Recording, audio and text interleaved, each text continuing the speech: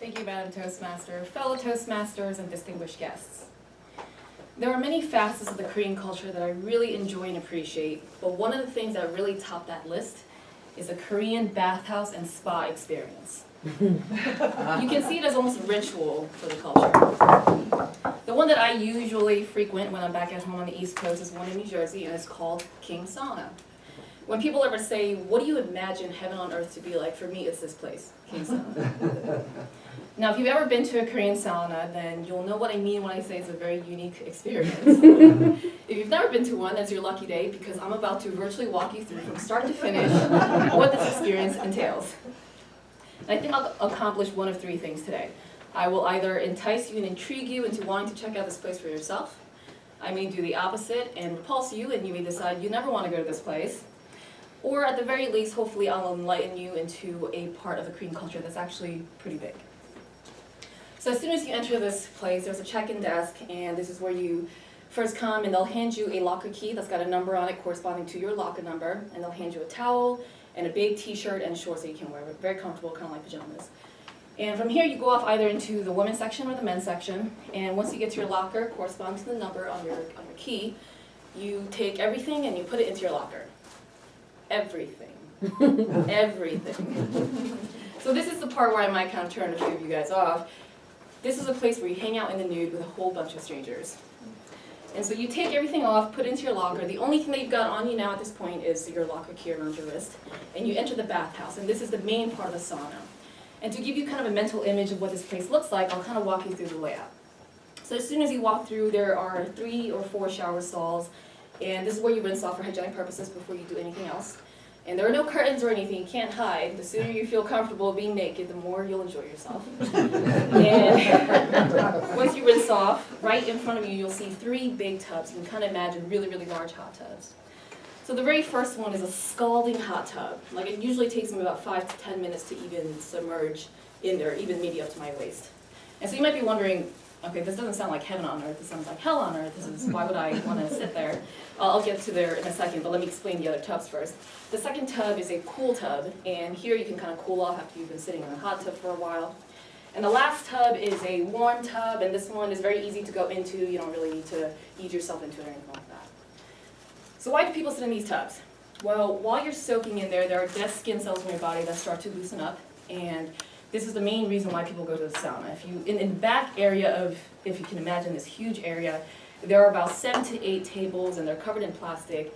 And at each table is a Korean lady, and she's got a little glove on her hand, on each hand. It's a green glove, and it's an exfoliating pad, if you want to call it that. And when I say exfoliating, I think a lot of you are thinking in your heads, you know, like the nice exfoliating beads that you find in facial washes. I do want to warn you, in case you ever are in the situation, just so you know, it's not quite, I think a better comparison would be like sandpaper. It's really, really rough. And again, you might be wondering, why did I just burn myself in a hot scalding tub, and now why am I getting rubbed down by some lady in every nook and cranny of my body with sandpaper?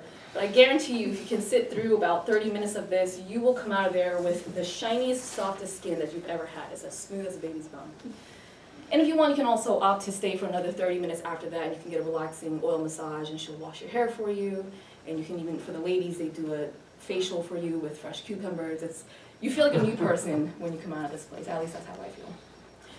Now, when you're done here, if I haven't scared you away, you can decide to stick around a little bit longer. You go back to your locker, you dry off with the towel that they gave you, put on this big shirt and shorts and pajamas, and from here you can go upstairs. And upstairs, it's a communal area where all the men and women can mingle and hang out together. And this is a whole other experience in itself. You can spend the entire day there. They've got everything you need. There's a cafeteria, and you can eat a meal there, or if you're not so hungry, you can go to the snack bar and you can eat some boiled eggs. They've got like a traditional rice punch. You can get smoothies, whatever you want. Once your belly's all nice and full and you're falling into a food coma, you can go to the back room, and there's a dark room with reclining, comfortable chairs where you can lie there and just go to sleep if you'd like for as long as you want. I've actually spent the night there before. You can do that. You can pay a little bit extra and just sleep there. So some people will opt to do that. When you travel abroad, you can, if they have a sauna, you can stay there as like a cheaper alternative to a hotel. And when you wake up, you can also go and play games. They have chess and checkers. They've got a Korean version of the game of checkers, kind of. And if you don't want to do any of that, you can also hang out just on a couch, recline. You can read a book, read a magazine, watch TV, just chat with the friends that you came with. And lastly, all across the border of this huge area, you've got these rooms and they're all temperatured. And some of them are really just a little bit warm, so you can go there and take a nap in a nice warm room.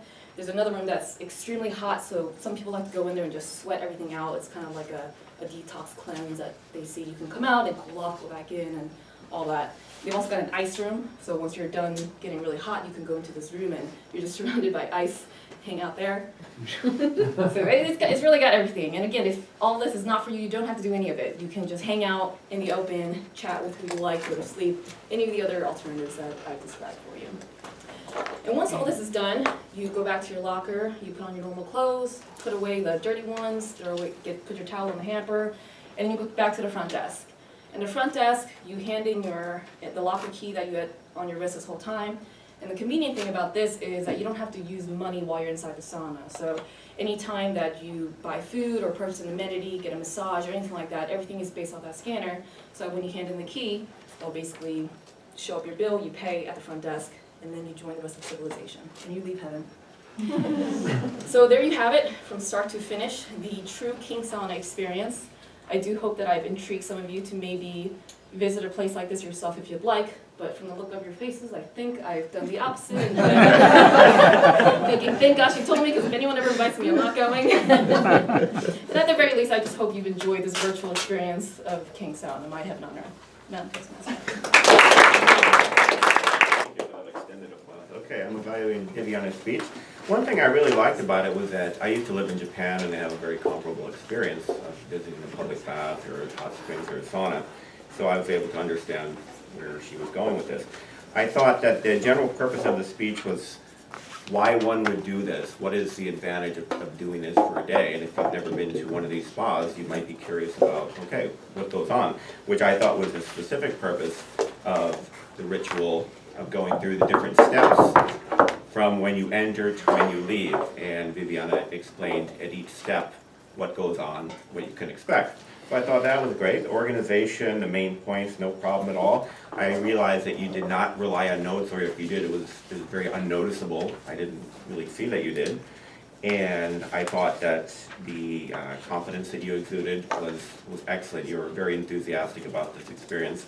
And having done it myself, I'm very enthusiastic, so maybe I'm a little subjective about it. But I think the experience is great.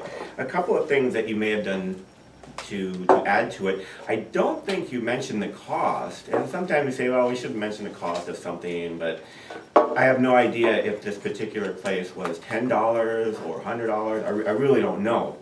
And I think that the cost, because it's a realistic consideration, is something that might be worthwhile. And also, this place is located in New Jersey, as you mentioned. You might want to research, well, if we're inspired enough to do this, where might we find a place, maybe not in Monterey, but where might we find a place to do it somewhat locally, and that would inspire us to go out and do it. So I thought maybe that's something that could have been added. But I thought overall you presented an image of what the experience is like. I think even if I hadn't done it myself, I would understand what it is like because you were so clear in how you presented it. So overall, very well done. Thank you.